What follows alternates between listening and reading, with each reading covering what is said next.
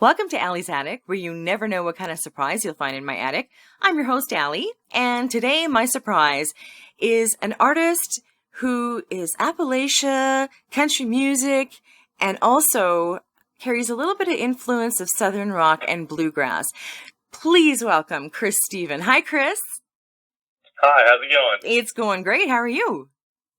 I'm doing pretty well. So you are from Tennessee. Correct. Whereabouts in, East Tennessee, where I'm in Canada, so I have no idea where that is. Hi. Is it in... So I'm in East Tennessee, right around Knoxville's the biggest town I'm close to, and it's right at the foot of the mountain, the Appalachian Mountains. Oh, nice. Wow, that'd be beautiful. Now... Yeah, beautiful place. Yeah, no kidding. So you're a mix of Scottish and Cherokee blood, and your family roots run through those mountains from the 1600s, which is huge. That's crazy. Yeah. So you have family all around you, I guess. Now this is your first CD. So basically talk about what made you decide to get into music, when you got into music, how old you were, and right up to your journey now. I guess I first got into music in elementary school. We had just to get us introduced into music, we had a recorder program, and I really excelled at that. So in middle school, I got into classical music, and I started playing trombone. So that's actually where most of my musical background is I'm a classically trained trombone player. Oh. And I actually go to the University of Tennessee, and I'm a music education major there. But around my freshman year of high school, I picked up guitar and started playing. And I really started playing just to play the songs that I like to listen to. And I started singing along to them just because I was playing them. And once I did that, I started realizing I was actually a decent singer and that I really enjoyed it.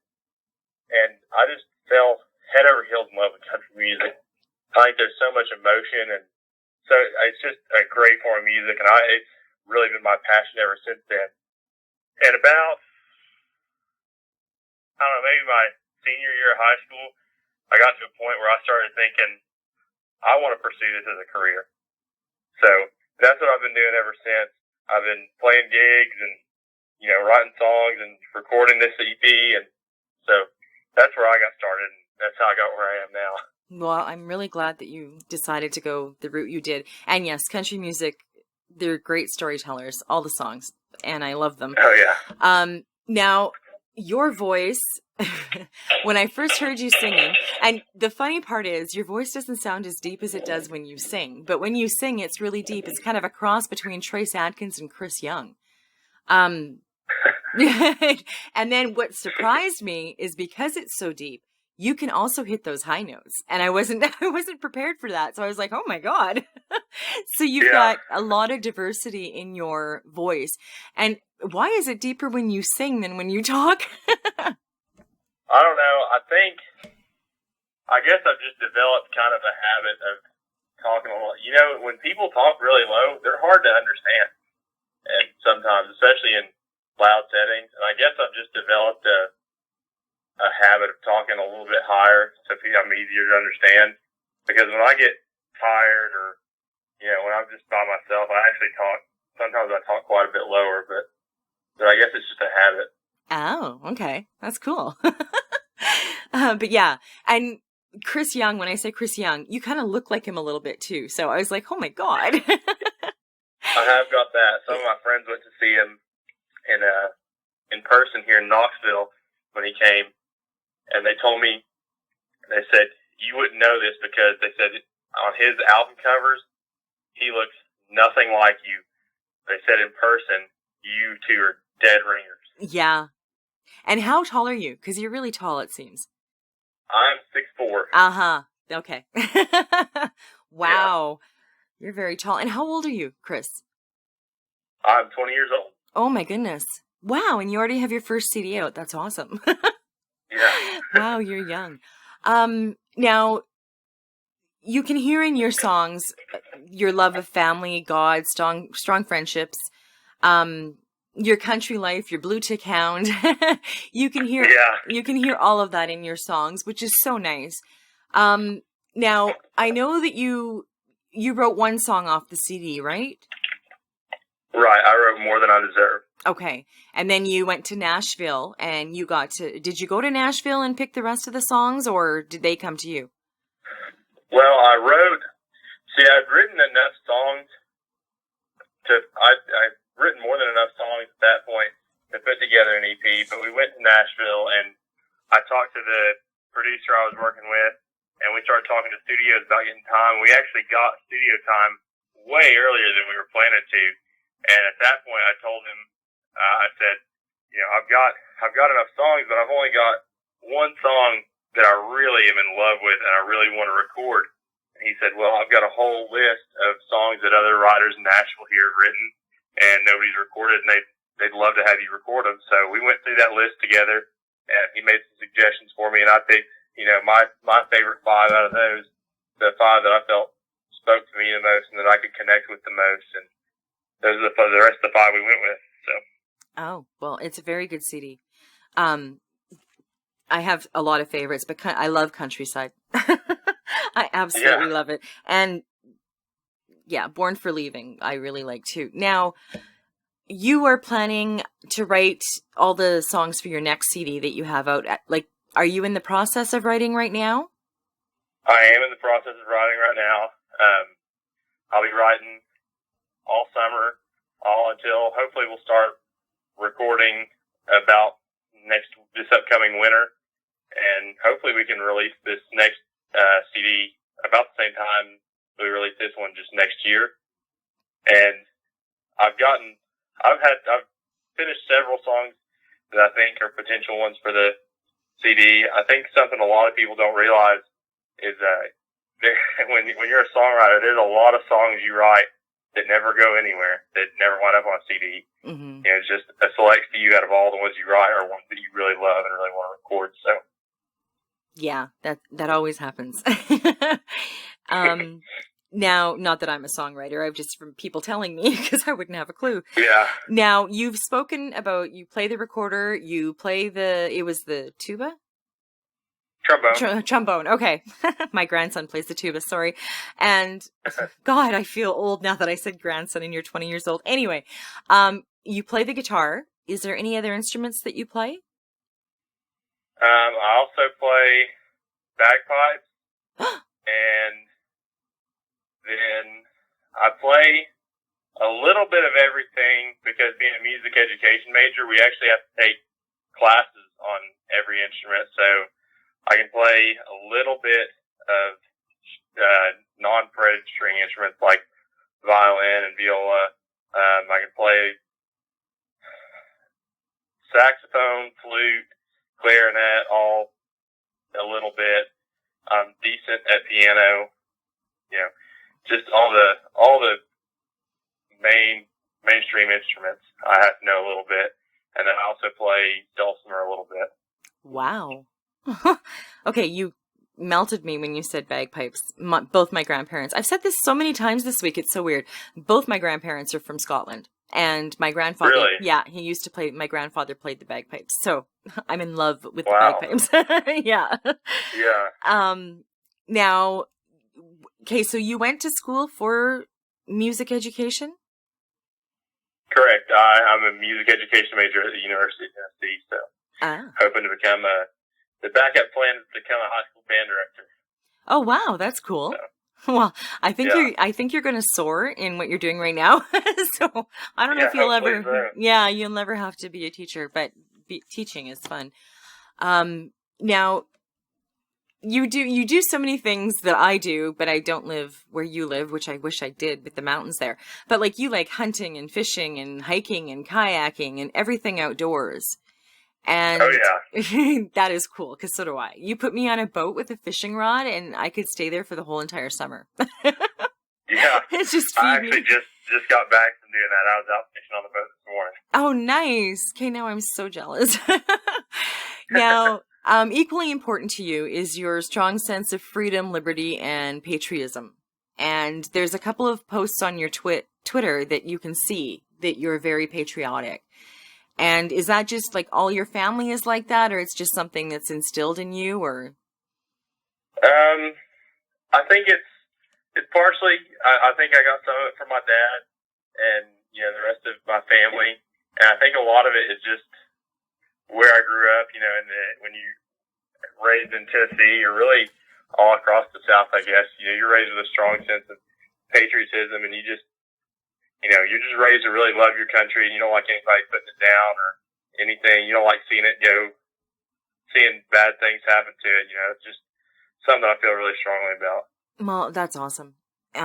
Us Canadians are the same way, but we also worry about, we worry about the States as well. I mean, you're our neighbor. So, and I know like your passions and values sometimes clash in today's world because it's not the best place to live right now. There's so much chaos. How do you balance, how do you deal with that? I think you just have to, remember the most important thing in the music industry or in anything you want to do is your values. And if you think something should be one way, you have to stick to that. You have to stand up for that. It doesn't matter what anybody else says. If there's a whole industry telling you that's not how it works, or that's not what's popular, that's not what's cool, that's not what gets you followers, album sales or whatever it is, you just can't listen to them. You got to stand up for what you believe in, because if you sell out, even if if you get success from selling out, you're never going to forgive yourself. So you just have to stand up for what you believe in, and don't let anybody influence you away from that. Wow, that's very good advice from a 20-year-old. My goodness. And would that be the same kind of advice you'd give any new artists that are starting out? Yeah, that would definitely be my biggest piece of advice to new artists. Is they're going to be, I'm a big fan of a little bit more old school music. Not just, I'm not exactly traditional country, but I'm a huge supporter of using all real instruments, not using a bunch of synthetic things, because there's just a vibe you get from real musicians all working together. And, something a lot of people have told me is, that's not what's popular now. That's not what's going to get you album sales. But, that's the way I feel like music should be. And I'm going to stand up for that, and I'm not going to sell out. And so there'll be things, if you're trying to become a new artist, there'll be things like that people tell you, you want your music to be this way, and they'll tell you that's not how you get sales, it's not how you get fans. Well, when it comes down to it, there's other people in the world like you, and you got to stand up, and you just got to say, what gets you album sales is being yourself, and the people out there that are like you are going to like it. Yeah. Wow, that was very good. And yeah, don't sell out, ever sell out. That's my concern too. I mean, I've been doing this show for a while, but I've been a radio announcer for years. And you meet a lot of young artists and you worry because a lot of them just want this success and they want it so bad that they will sell out and they will, compromise their values or do something that they're not happy with. And I think at the end of the day, I mean, you've got to sleep with the decisions you make. And if they're not good decisions, I don't think you're going to make it very far. So that was great advice. And even if it's not a moral thing, if it's just the way you feel your music should go, and you let somebody talk you out of it because something else is popular now. Well, if you're just doing whatever's popular, then you're following the crowd and you're going to blend in. You don't want to blend in and be like everybody else. You need to do what you want to do. That's what sets you apart, and that's what makes people like you. Yeah, definitely it does. Definitely. Now, you performed at the Keith Whitley Memorial Show. That must have been such an honor. He's such an icon. Yeah, I was definitely honored to get invited to go perform at that. It was a great time, a lot of great people, and honoring a great musician. So. Yeah, and you did a great job. And now, is Dwight his son? Dwight, I believe. I'm trying to remember. There's so many relatives I met I guess. There. I believe that's correct. Yeah. Okay. We're not sure about that, so nobody, take it to heart. But I saw what he wrote about you, and I was like, I wonder if that's his son. New song, or you're going to continue writing, you're going to come out with a CD. I just want you to know, if you do come out with a CD, you release a single, whichever happens, or you win an award, anything you want to share. My door's always open, so just, send me a message on Twitter and I'll get you back on the show. We're also doing a new segment, which is Allie's Artist in Alcove, where you can come back and perform via Skype 4 songs. All right. It's unfortunately not live. I wish I could go live, but it's all pre-recorded, but it's a nice way for people to get to know you kind of differently. It's intimate, and I think I've done one show so far and it was great. So I'm really excited about it. So just let me know if you ever want to come back. Just send me a message. Awesome. I'll definitely have to do that then. Yeah. Now, what 2 songs are we going to hear from you, Chris? We're going to hear More Than I Deserve and Born for Leaving. Okay. And you wrote Born for Leaving or More Than I Deserve? More Than I Deserve, right? More Than I Deserve. Okay. Now, just so everybody knows, I'm going to reiterate. You have a Blue Tick Hound. Do you only have 1 or do you have 2? I have 1. The album cover, actually the smaller dog on there is mine. His name is Bocephus. And then the older one, his name is Smokey. And that was a friend of mine's dog that I borrowed for the photo to get a good picture. Great name. Yeah. Okay. I just wanted to know because I saw 2. And you are single, ladies. He's 20 years old, 6'4", voice like chocolate, and he's single, just so everybody out there knows. Well, Chris, thank you so much for coming on my show. I'm urging everybody, wherever you purchase your online music, go and purchase these songs. They are amazing. They will melt you. His voice, like I said, is like chocolate. And you can also go to his website, which will be up on my website, but it's chrissteven.com. Now I'm going to spell it because it's not how it sounds. It's Chris, and then it's STEPHEN.com, so people can find you. And listen to his songs when I post them because they're just beautiful. So Chris, once again, I wish you all the best. I know you're going to soar. I mean, your voice alone is going to sell you. Thank you very much. You're welcome. And thank you for coming on my show. I'm glad to be here. And thank you for joining me on Allie's Attic. Keep checking my website because you never know what kind of surprises you'll find in my attic. Cheers.